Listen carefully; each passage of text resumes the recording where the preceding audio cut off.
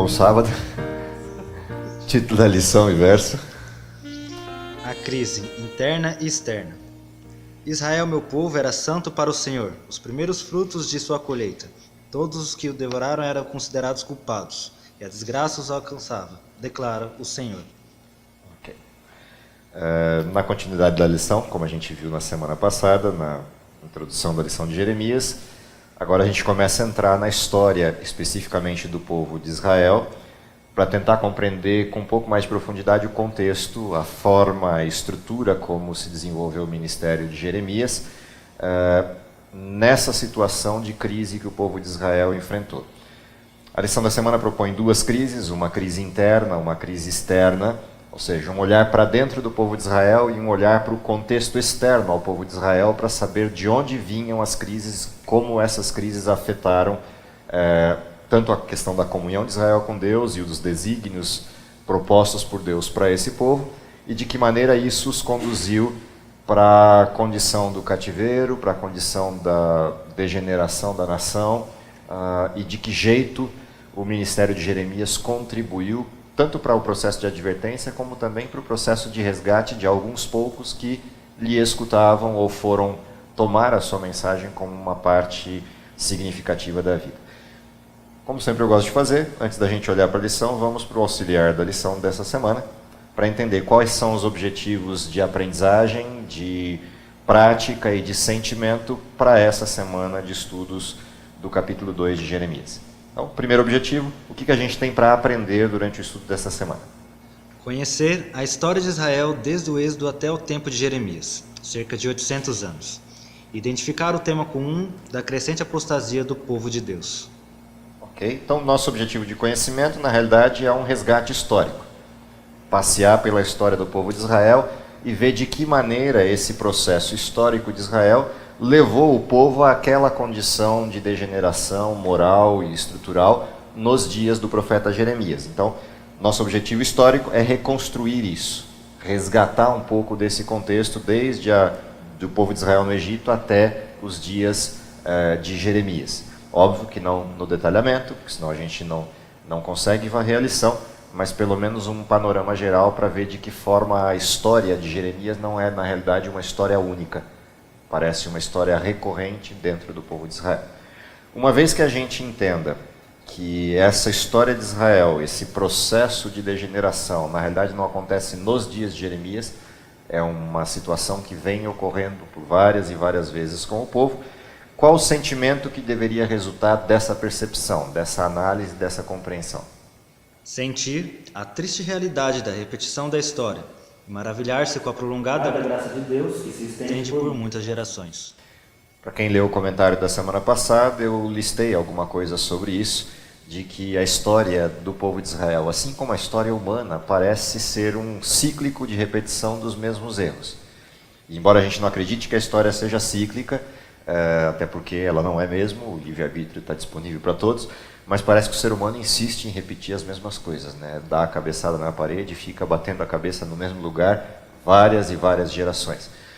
Aprender com isso e abstrair coisas a respeito desse erro cometido pelos nossos antepassados seria uma demonstração de sabedoria ou, no mínimo, de inteligência. De qualquer forma, a história de Israel acaba demonstrando que o povo de Israel insistia em repetir os erros constantemente.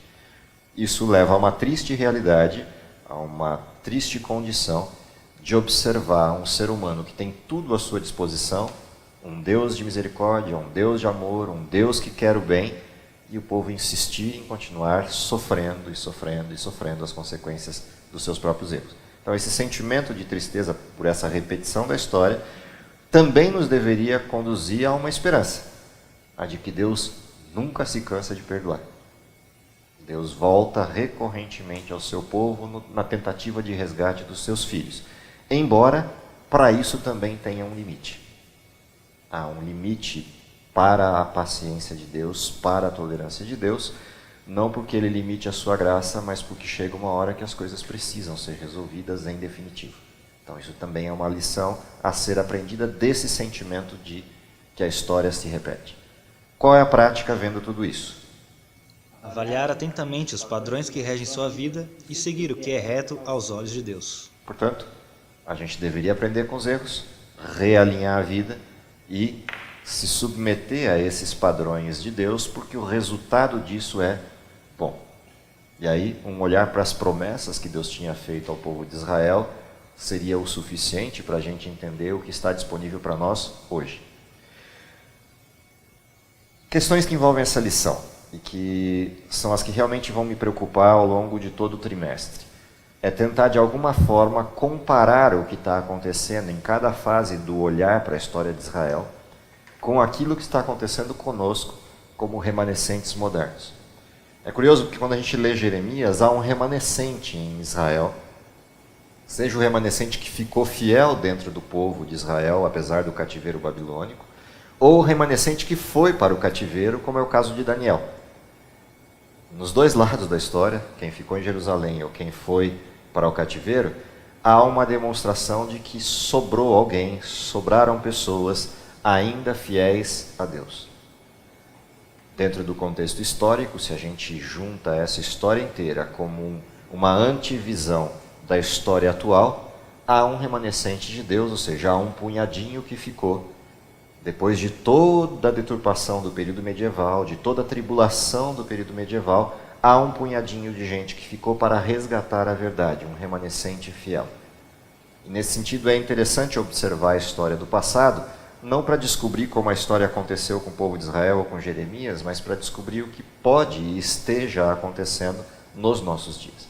O que pode ocorrer e o que esteja acontecendo nos nossos dias, que de alguma forma repita essa mesma história dos dois lados dela.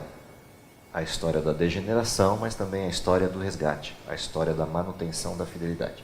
Então, isso é legal de observar quando a gente olha esses dois momentos históricos aí, o momento antigo e o momento atual. Há duas crises, e aí voltando para o início da lição, há duas crises propostas para a gente observar essa semana, que deveriam fazer parte do nosso aprendizado central. A primeira crise é uma crise de características internas, ou seja, o povo de Israel degenerou. Quando a gente olha para essa crise interna de alguma forma nos conduz a um olhar quase que inequívoco à Laodiceia. Laodiceia manifesta no Apocalipse como um período de mornidão, mas não só um período de mornidão espiritual ou de dubiedade espiritual, ou seja, uma igreja que vive toda a mensagem e tem toda a mensagem, mas tem um pedaço dela, um pé dos seus membros ou dos seus participantes fora desse percurso. Ou seja, ela fica titubeando entre duas estruturas. É impossível olhar para Israel e não lembrar disso. Principalmente quando a gente lembra dos textos de Apocalipse ao descreverem Laodiceia. O primeiro deles, rico sou, de nada tenho falta. Ou seja, temos toda a mensagem, temos Deus ao nosso lado, temos o templo aqui em Israel, temos Deus se manifestando entre nós, temos tudo. Rico sou, de nada tenho falta. Dentro dessa condição, vem Deus com uma repreensão que Laodiceia não quer ouvir. Vem Deus com uma palavra a Jeremias que Israel não quer ouvir. É muito difícil não perceber a correlação. Deus apresenta a sua mensagem como um último pedido de resgate. A gente vai para Apocalipse 3:20, eis que estou à porta e bato, se você abrir, eu entrarei, cearei contigo. Quando a gente vai lendo Apocalipse capítulo 3 ou Jeremias capítulo 2, a sensação é a mesma. Por onde começa o texto do capítulo 2? Se a gente abrir lá, o texto de Jeremias 2 vai percorrendo com quase que um convite descritivo de Deus a um olhar para o passado. Se você abrir o seu texto lá e for acompanhando desde o começo do texto, a gente não vai lê-lo inteiro, mas só para alguns elementos interessantes de observação. Se a gente começa, a mim me veio a palavra do Senhor dizendo. Então o profeta apresenta ao seu povo de quem é o recado. Se eu vou ao Apocalipse, é a mesma coisa que João diz. João, as 7 igrejas da Ásia, da parte daquele que é, que era e que há de vir, o Todo-Poderoso Deus. E da parte dos 7 Espíritos e da parte do Cristo, o Messias, o ungido de Deus. Jeremias começa do mesmo jeito. Veio a mim a palavra do Senhor. vai e fala a Jerusalém. Você vai a Apocalipse, é a mesma coisa. João, as 7 igrejas, e ele começa exatamente com isso. Bem-aventurado aquele que lê, que ouve as palavras dessa profecia, porque o tempo está próximo. Uma referência muito parecida. Para um tempo muito parecido. E aí ele vai, clama aos ouvidos de Jerusalém e diz: assim diz o Senhor, lembro-me de ti, da tua afeição quando eras jovem. Quando eras jovem e do teu amor quando noiva, e de como eras as primícias de sua colheita, todos os que o devoraram se faziam culpados, o mal vinha sobre eles, assim diz o Senhor. Ou seja, um olhar para trás, vendo Israel como noiva, vendo Israel como preparada, vendo Israel como comendo em meio às sequias do deserto, ou seja, ninguém plantava no deserto enquanto Israel caminhava, ainda assim Israel tinha o maná, tinha o pão todos os dias, tinha a benesse de Deus, apesar de toda a condição. Se precisava de água, era água que saía da rocha, que varria a sede do povo. Então, esse olhar para trás, lá para o começo da história, quando Deus chama o seu povo do Egito para conduzi-lo à terra prometida, é a primeira coisa que Deus chama à memória de seu povo. Por que vocês estão assim? Por que estão longe? Por que se distanciaram, se durante tanto tempo caminhamos juntos, nas piores condições? Agora que vocês estão num lugar que eu prometi, e que poderiam estar vivendo a tranquilidade de tudo aquilo, esqueceram de mim. Então, Deus chama Israel a um processo de resgate, a um processo de lembrança. Muito parecido com um Deus que está à porta batendo, esperando que eu só abra para ele jantar comigo. Deus começa com Israel a discussão exatamente nessa direção. Uma vez que Deus começa assim, chega uma hora da situação que Deus vira e pergunta: aonde foi que eu errei? Se a gente fosse trazer para a linguagem de hoje, é como se Deus estivesse virando para Israel e perguntando: o que foi que eu fiz? Por que vocês foram embora? Eu fiz alguma coisa errada? Tratei mal vocês? Fiz algo que vocês não esperavam? Qual é a razão para tudo isso? E pior, vocês foram embora e nem me questionaram. Poderiam ter pelo menos me perguntado: Senhor, por que o Senhor está fazendo isso com a gente? Mas ninguém nem veio para perguntar. Ou seja, ou eu fiz alguma coisa que eu não sei, ou eu fiz alguma coisa que vocês sentiram e de repente não é bem assim, e vocês nem se limitaram a falar comigo. E poderiam ter falado: eu sou amigo de vocês. Aliás, sou seu noivo. Então, essa forma de Deus lidar com o povo de Israel é uma forma muito peculiar. Muito interessante de observar. Ou seja, a paciência de Deus vai ao limite de Deus assumir um erro que não tem, numa pergunta retórica para o povo, dizendo: onde foi que eu errei? O que eu fiz de errado para vocês? Se a gente pensar que é um Deus falando isso, não uma pessoa qualquer, que é um Deus que não erra falando isso, e não uma pessoa qualquer, a situação do povo de Israel se torna quase insana. Cômica se não fosse trágica. E de novo vem aquela coisa de um aparente humor de Deus, não um humor sádico, mas um humor sadio, de quem está buscando despertar alguém da sua indolência, da sua condição de mornidão ou de sonolência. Nesse contexto, é legal observar a história de Israel desde o começo. Quando a gente olha a história de Israel saindo do Egito, a saída do Egito já mostra a primeira falha desse povo. Eles nem haviam cruzado o Mar Vermelho e já estavam pensando em voltar. Aí Deus abre o mar. Eles cruzam o mar, as águas se fecham, o exército morre, o faraó volta para casa desenchavido de ter perdido o povo e de ter perdido o exército. E o povo segue louvando a Deus até o Sinai. Passam alguns dias depois da libertação e depois do Sinai, e Moisés foi embora e parecia não voltar, e aquele bezerro de ouro é construído e o povo já está fazendo festa para outros deuses e pensando no Egito outra vez. Moisés desce, de tanta raiva quebra as tábuas, volta para Deus, volta com novas tábuas e Deus refaz o seu povo. Lá começa a peregrinação. Começa o processo de peregrinação e essa peregrinação leva Israel até Canaã. Chegadas às portas de Canaã, vão os espias para ver a terra que Deus prometeu e descobrem que a terra é é uma terra que emana leite e mel, uma terra fantástica, e essa terra fantástica tem um problema, é uma terra de gigantes. Voltam desenchavidos, contam uma história toda distorcida. 2 dos sujeitos que foram para lá eram sujeitos de visão e fé, contam uma história diferente. O que Israel faz? 10 contra 2, venceram os 10, o povo contra Moisés, venceu o povo, vai todo mundo para o deserto outra vez. E aí todo esse desenho de história, toda essa estrutura de história, vira 40 anos de deserto. Aquilo que poderia ser o ingresso imediato em Canaã, viram 40 anos penando, comendo areia. Morre toda uma geração, nasce uma geração nova. E essa geração nova, nascida e criada no deserto, ou aqueles que eram novinhos e que terminaram de ser criados no deserto, são os que chegam a Canaã, liderados por Josué e Calebe e Moisés na Canaã. Moisés não entra em Canaã, o povo entra, e curioso, Moisés não entra em Canaã porque o povo de novo falhou.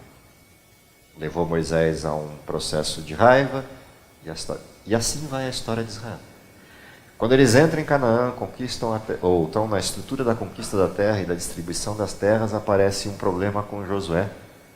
E Josué tem que vir a público para dizer ao povo que eu e a minha casa serviremos ao Senhor.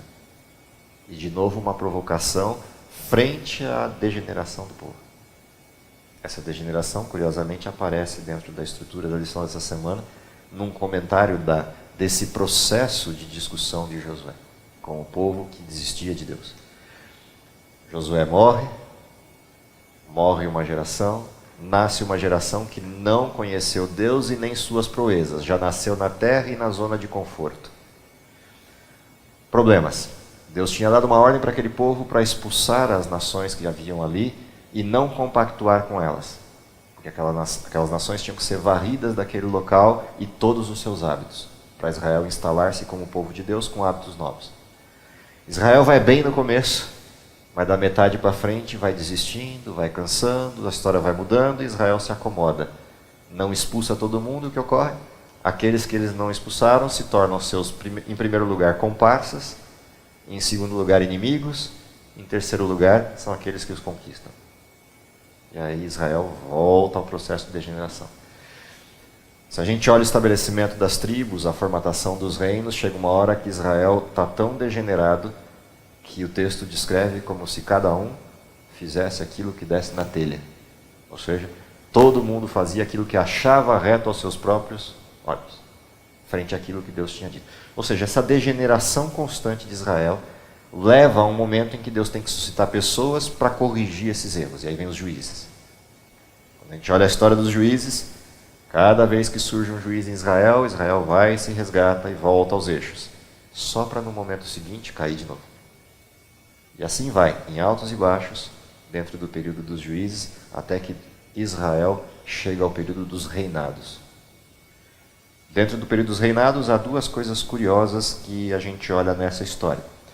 A primeira coisa curiosa é que Israel teve um tempo de tranquilidade com 3 dos seus primeiros reis. Tranquilidade relativa. As batalhas existiam, as guerras estavam lá, mas esses reis, pelo menos durante uma boa parte da vida, serviram a Deus. Tiveram suas quedas, Saul mais para o meio, para o fim da vida, Davi com seus altos e baixos, a despeito de viver nos caminhos de Deus, mas teve resultado desses altos e baixos na forma como o povo o via. E por fim Salomão, que começa muito bem, vai à degeneração e depois volta no final da vida a um processo de estabilidade. De qualquer forma, a despeito desses altos e baixos dos seus reis, o período foi de relativa paz e de prosperidade.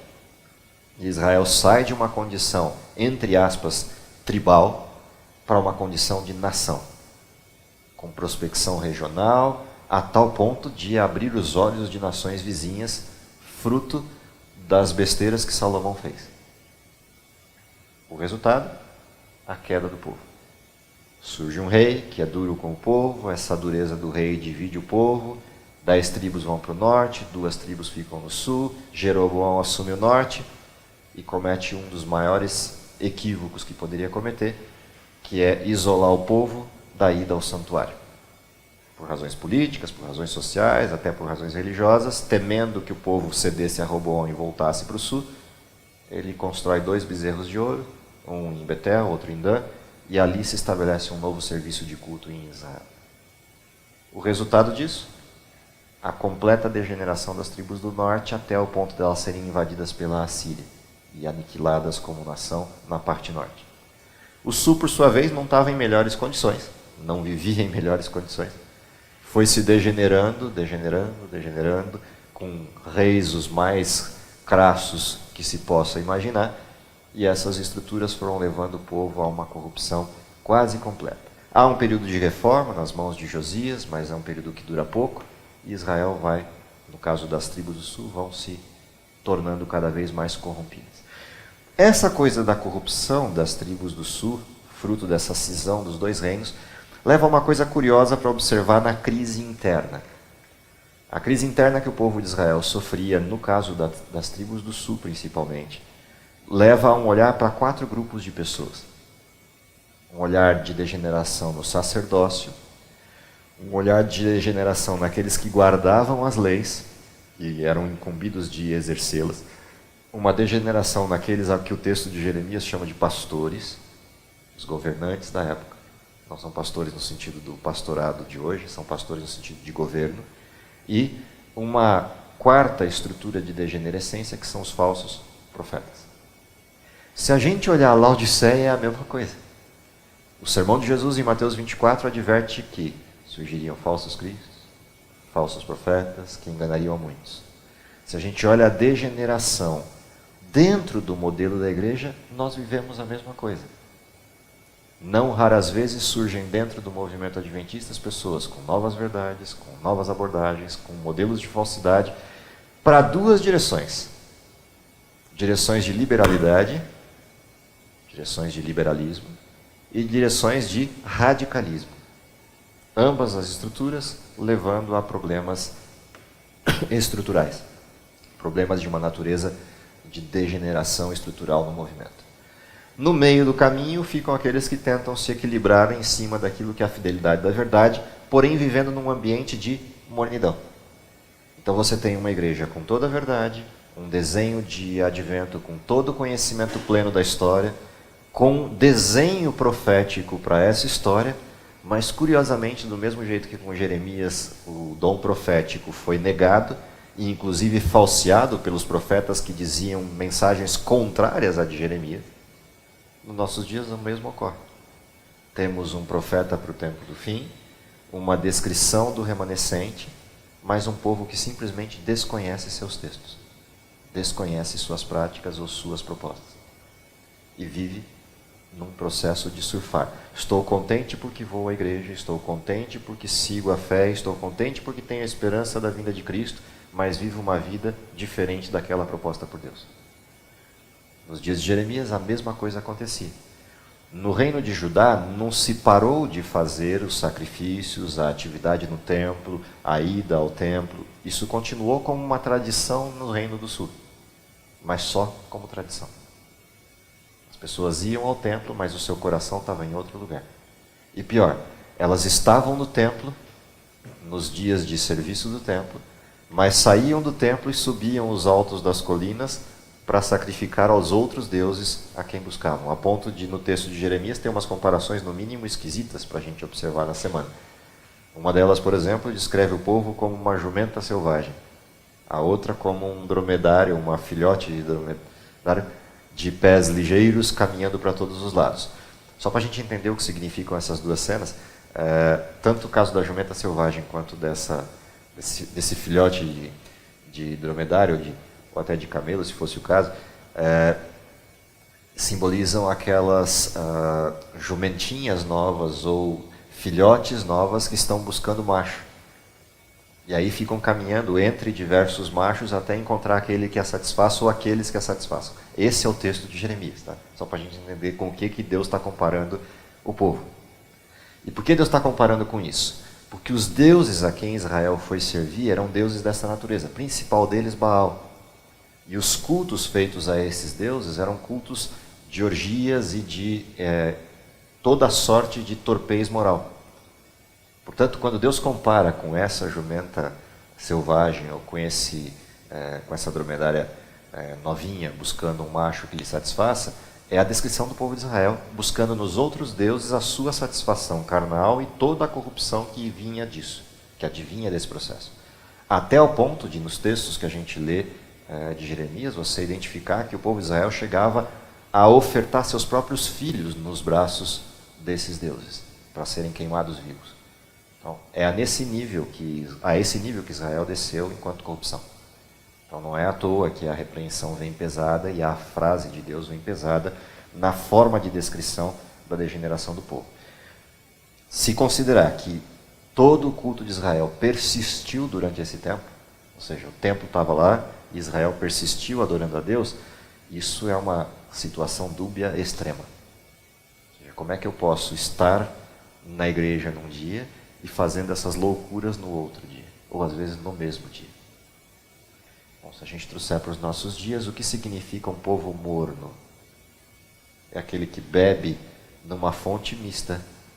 Então ele bebe na casa de Deus a fonte pura durante um dia, o 7º dia, e bebe em dezenas de outras fontes durante os 6 dias que ele está sozinho.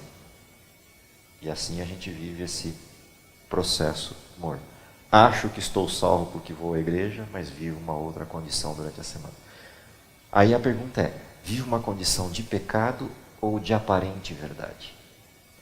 Pior do que viver a degeneração, como foi o caso direto do povo de Israel, é você viver uma falsa verdade. Uma falsa sensação de verdade. Porque essa falsa sensação de verdade, quando é posta em confronto com a mensagem do profeta, radicaliza na resposta e diz, como eu? Isso não é para mim não. Eu faço tudo certinho, vou às igrejas, tenho meu Deus como meu Salvador, comigo está tudo em ordem. Essa mensagem não é para mim. Essa fala não me diz respeito. E por que as pessoas leem cada vez menos? Por que as pessoas pesquisam cada vez menos? Porque se aprofundam cada vez menos e cada vez com maior nível de superficialidade. Porque cada vez que eu me aprofundo, eu me deparo comigo mesmo. É Zedequias recebendo o livro de Jeremias, Joaquim recebendo o livro de Jeremias, melhor dizendo, e picotando o livro e jogando na fogueira, como a gente viu na semana passada. Ou seja, quando eu me aprofundo na verdade, eu vejo quem eu sou. E vendo quem eu sou, não dá para ficar do mesmo jeito. Ou eu expulso a verdade, ou eu mudo a minha vida. Por isso a frase tão enfática de Apocalipse 3. Aconselho-te que de mim compres ouro provado no fogo, ou seja, aquele que foi queimado até o limite de apagar todas as impurezas. Vestes para que te vistas. Colírio para ver se você enxerga como é que você está. Mas se isso não for possível, vomitar-te-ei da minha boca. Porque eu preferia que você fosse ou frio ou quente, porque frio tinha jeito e quente já estava lá. Mas morno, você vive a falsidade achando que está salvo, mas não está. Isso é o desenho da mensagem de Jeremias àquele povo durante aquele contexto. Há alguns trocadilhos, no mínimo curiosos ou interessantes no texto. Se a gente observar alguns dos versos, há algumas brincadeiras que os versos vão fazendo, contrastando o Deus Baal, a palavra Baal no hebraico, com algumas frases que estão na estrutura daquilo que a repreensão de Deus apresenta. E esses trocadilhos, de novo, trazem aquela coisa do bom humor que eu sempre gosto de observar nos textos que a Bíblia apresenta. Então Deus faz alguns trocadilhos. Na semana passada a gente viu um trocadilho com a amendoeira. Se vocês lembrarem, tinha lá bem nítido esse trocadilho. Então tinha lá a árvore que é sentinela, ou a árvore que vela, a amendoeira, e eu velo pelo meu povo. Esse trocadilho de palavras entre a amendoeira e o velar de Deus também aparece aqui na bronca de Deus com essa questão do povo de Israel com Baal. E aí ele vai repetindo essas frases de trocadilho várias vezes ao longo do texto. Para a gente pegar alguns desses textos, tem um deles que está, por exemplo, no verso... Deixa eu só pegar aqui, no verso 10 e 11, por exemplo, do texto, tem ali uma representação no verso 10 e 11 que vai dizer assim, vocês têm me trocado por algo que não tem proveito algum. A palavra que está atrás disso, que é a palavra para algo inútil, completamente inútil, é a palavra belo yo, que é exatamente um modelo de contraste com a palavra Baal. No caso do nosso português, B-A-A-L, no caso do hebraico, essa referência aparece como um contraste. Como se Deus usasse um trocadilho do algo inútil para chamar Baal desse algo inútil. E assim o texto vai brincando com essas expressões. De novo, aquela coisa do bom humor de Deus, entre aspas, o bom humor, usando referências para fixar sua mensagem ou despertar aquele povo para ver se acorda, para ver se presta atenção no que Deus quer dizer. Então isso é uma outra coisa curiosa de observar dentro do texto. Esse enfrentamento de Jeremias com as pessoas do seu próprio povo também é uma advertência para o nosso tempo, em duas direções. A direção de um povo que não quer ser liderado por ninguém. Isso é uma característica em Laodiceia. Nós vivemos um período em que as pessoas não querem autoridade. Elas têm uma certa ojeriza de todo aquele que dê alguma indicação do que elas precisam fazer. Mas também tem um outro lado dessa história, que é o lado de você ter autoridades falsas e fazer de conta que não percebe isso. Ou simplesmente viver à luz do que aquela autoridade está dizendo. As duas coisas são perigosas. E as duas vêm do mesmo ferramental. Quem não quer autoridade é porque não reconhece a autoridade de Deus. Porque Deus manda respeitar as autoridades.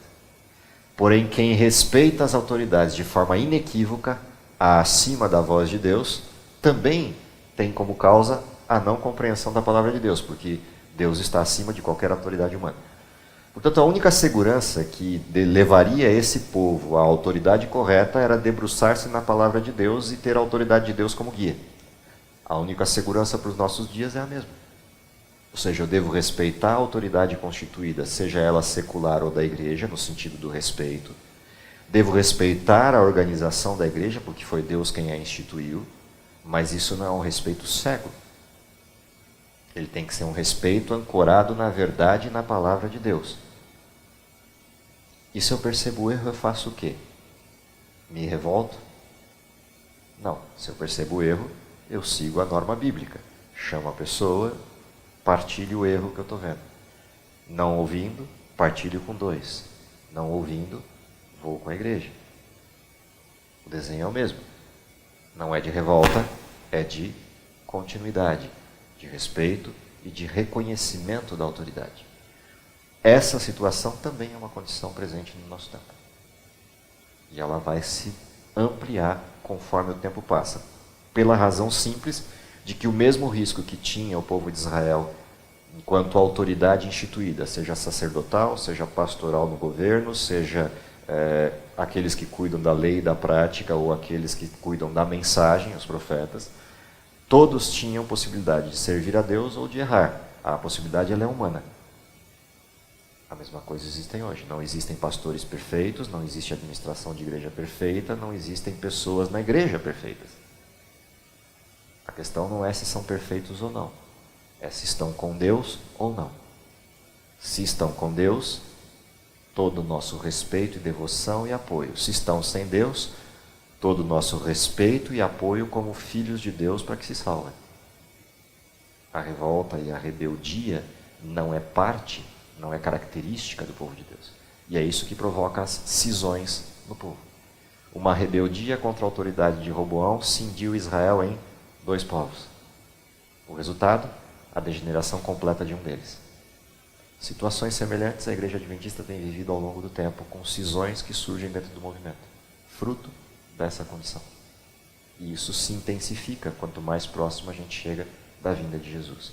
A gente não deve se perder com essas possibilidades. Toda a mensagem profética para o nosso tempo é de unidade. E é essa unidade que permitirá o derramamento do Espírito Santo. A despeito dos erros da igreja. A despeito dos erros de algumas autoridades da igreja, que não são em nada diferente dos erros dos seus próprios membros. Portanto, a unidade ela se dá em função da sã doutrina, em função da devoção à palavra de Deus e da percepção de que temos que ser unidos. Esse é um desenho importante para resgatar da história do povo de Israel, principalmente dessa cisão que houve entre o povo. Por fim, o povo de Judá sofre a crise externa. Qual é a crise externa que o povo recebe? Por conta da sua degeneração, Babilônia. Qual é a orientação de Deus e a parte mais difícil desse desenho? É que a orientação de Deus para o povo é: aceitem o jugo.